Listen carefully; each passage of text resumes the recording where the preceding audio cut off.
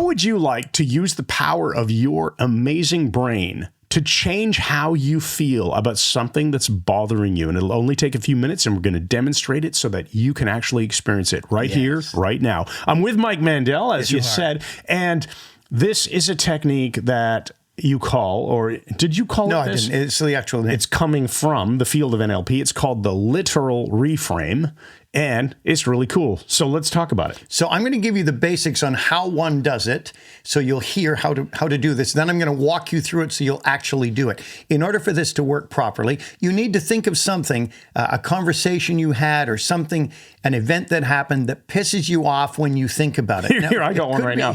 I walk in my backyard. We were cutting down a bunch of branches. Yeah, what happened to your head? I stabbed myself on a tree branch. Stupid tree. You know. So whenever I'm back there now, I'm thinking, this freaking you're gonna be scarred for life, man. Stupid really Chris bad. Thompson had blood dripping down his face because he was wearing poor, crappy sunglasses and all the shit. I didn't see this stabby branch that.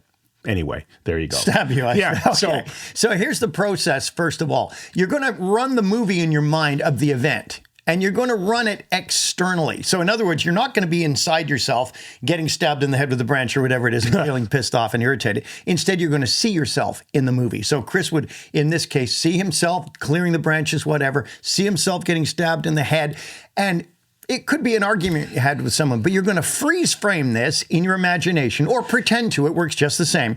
At the moment, the peak moment of what made it bad. So in my case, it would be the moment that I'm feeling the intense pain of, Yes. Then, when you've frozen it, make it black and white, grayscale. Just pretend to. Then reach out with your physical hands, shrink it down, and push it away so it sticks on an imaginary wall. Now, when you've done that, the final detail is nice. Imagine a frame around it. Any kind. Could be a modern silver kind of frame, plain, or it could be an ornate frame. And then put a museum light above it and turn it on with your hand. Imagine you do this. By interacting with your hands, it makes it stronger. This is pure John Grinder stuff. And leave it there. And then shake it off. And then come back and think about that event.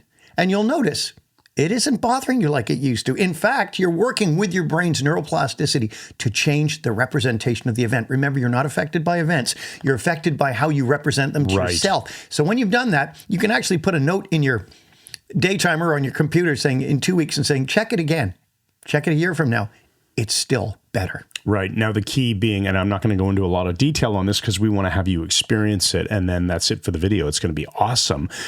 The key is that when you make these subtle changes, the idea of dissociating, so you're not seeing it as if the camera is your eyes, but you're seeing yourself in the image. That's called dissociation. That changes how you feel about it immediately. Yes. If it was close and in color, you'd feel differently than if it was further away or in black and white. If it was in focus and sharp versus blurry or fuzzy in some way. These are all submodalities of the visual representation system. And by changing them on purpose, it affects how you feel. It's a cause and effect loop. Changing the components, you are changing the meaning of it. The meaning might be, it wasn't that bad after all. It's a cause and effect loop. We've never talked about it as that way before, but just like many things are cause and effect loops, this one is too. If you have a bad feeling, you will represent it in a certain way. Yet, if you change how you represent it, you will change. You will affect the feeling. So it works in either direction. Okay, so should we do it? Yeah, we're going to give you a moment here. Pick something, somebody who bothers you when you think of them, based on a conversation you had. That's a great event. A person is a great one to do this with. Yeah, an argument you had. Yeah, and we're going to pause for 3 seconds so you can find something, and then just restart this. All right. Okay, you've got something. Do this. Imagine the event. You can close your eyes if you like. See it happening in front of you instead of seeing it through your own eyes, like Chris said, as though your eyes are the camera. So see it happening until it reaches the apex of what was annoying about it, the person's smirk or anything. Freeze frame it. Now gray it out. Make it grainy and black and white, not clear at all. Now reach out with your physical hands. Shrink it down. The brain works best quickly, so do it right away. Now push it further away and stick it on an imaginary wall. And now keep going with it. Now put an imaginary frame around it. And now put a museum light above the frame. And reach out with your hand and click, turn it on, and look at it in that new light. Now leave it there and come back to now. Shake it off, move around, move your body. Think about that person again. Notice how it's changed. And that is it. That's all you have to do. And you can flesh it out and take your time doing it. You can do this to yourself. But honestly, leave us a comment and let us know in the comments area, how did that affect you? If it started out, let's call whatever it was a 10.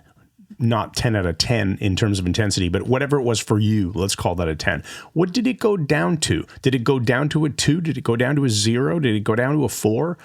And you can play with this and continue to refine the image. You can take a little bit more time. So if you want to make it really, really small, or if you want to have like a ripped paper edges on the scene or something like that, or totally black and white, like you said, or a sepia tone, maybe you like that better.